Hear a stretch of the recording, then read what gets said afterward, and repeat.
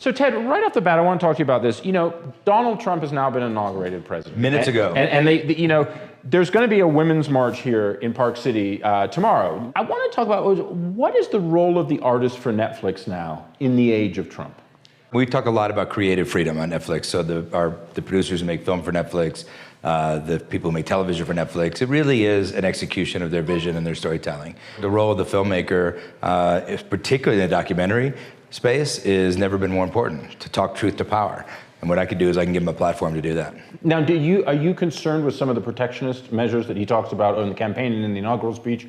Are you worried that that could have an effect on Netflix? There could be blowback for you guys? Very unlikely, in that Netflix has become a very popular brand around the world, thanks to our great television shows that people are in love with. And we're generally a good partner. We produce original programming in 13 different countries in 13 different languages, using local productions, local talent. We're good for the local economy all around the world, not just from the US, exporting our stuff. You guys had a really nice stock rise. You saw some great numbers on your subscriptions. You know, people are attributing it to the success of Luke Cage, The Crown, the Gilmore Girls revival. What's next to keep that going? Because you guys are definitely on a roll there.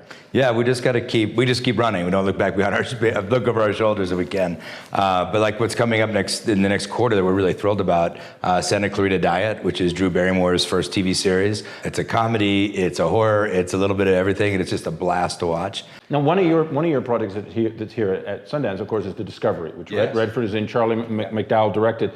You know, a lot of people see you guys, and Amazon to some extent, you come here with a big checkbook, look out for a lot of stuff, but there's a very different sense of approach. You know, I feel sometimes people are trying to put the streaming services in one pile together, and they don't really deserve to be in the same cage. No, we have a very different initiative. We're first and foremost, we're a global service. We're producing and acquiring films to premiere on Netflix.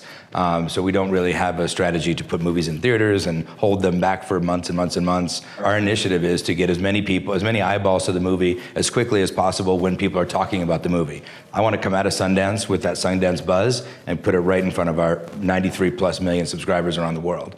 And I think holding a movie out so that a couple hundred or maybe a couple thousand people can see it in New York and LA isn't good business, and it's not good for the filmmakers, not good for film lovers for sure, and I really don't see the logic of it. Now, you guys, obviously, you come here, you know, you have a tradition of opening night documentaries and others. Yeah. You've already got a series of acquisitions. You've got some new stuff like Rashida Jones's TV series that's going to be a documentary series.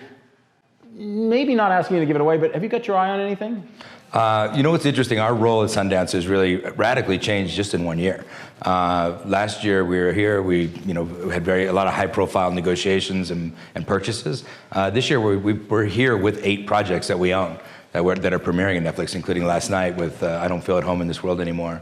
Opened up at Eccles on Thursday night, which is such a cool butterfly moment anyway for the filmmakers, but for us too. Sundance and other festivals are becoming much more of a showcase for the work that we've already done than an acquisitions market. So I'll take that as you're maybe looking at something, but nothing committed yet. Yes. Yeah. Now, one thing we'll come out of here with a few things for sure. Well, that's good to know. One thing that you are obviously going to come out of is binging has become the norm now in the world. And you guys you created that standard. You know, I know that Reed Hastings on one of the conference calls earlier this week about the subscription increase looked at and talked about like the BBC now are going on a binge first point of view for new series. And I know that this isn't an apples to apples, but do you worry that Netflix might go the way of Napster as everyone else jumps to the party? It's an interesting comparison. I think the only thing that's different is that Napster was a disruptor without a business model. We are a big business, and we are not just disrupting, but we're also now just leading in the way that we are producing and distributing programming and changing the way people are watching programming, but under the machine of a big business as well. What are you excited about at Sundance that's not a project of your own? That's a great question. I'm very excited to see a documentary I've been reading a lot about called Voyeur.